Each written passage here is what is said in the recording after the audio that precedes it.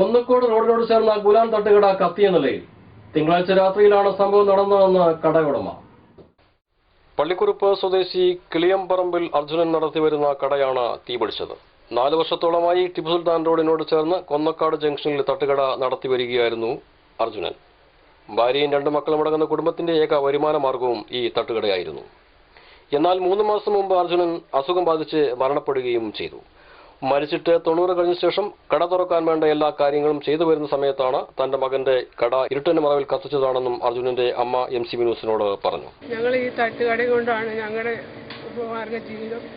3 മാസമായി എൻ്റെ മകന്റെ മരിച്ചിട്ട്. ആ 3 മാസം കഴിഞ്ഞതിന് ശേഷം ഞങ്ങൾ കച്ചവടം ചെയ്യാൻ തീരുമാനിച്ചതാണ്.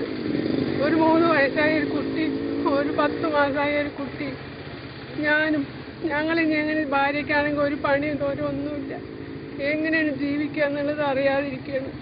90 ദിവസം കഴിഞ്ഞതിന് ശേഷം ഞങ്ങൾ കച്ചവടം ആരംഭിക്കാൻ വേണ്ടി തുടങ്ങിയാണ്. ആരാന്നറിയില്ല, ഇത് കത്തിച്ച് നശിപ്പിച്ചിരിക്കുകയാണ്. ഇനി ഞങ്ങൾ എന്ത് ചെയ്യണമെന്ന് ഞങ്ങൾ അറിയാതെ വഴിമുട്ടി നിൽക്കുകയാണ്. കുടുംബശ്രീയിൽ നിന്ന് ലോണും എല്ലാവരേക്കും അടുത്തുള്ളവരേക്കൊക്കെ കാശ് കടമായിട്ടാണ് ഈ തട്ടുകട ഞങ്ങൾ ഇങ്ങനെ കൊണ്ട് നടന്നത്. ഇപ്പം ഞങ്ങൾക്ക് ജീവിക്കാൻ ഒരു മാർഗമില്ല. ഇതാരായാലും ഇത് കത്തിച്ചവരെ കണ്ടുപിടിക്കണമെന്ന് ഞാൻ അപേക്ഷിക്കുകയാണ്.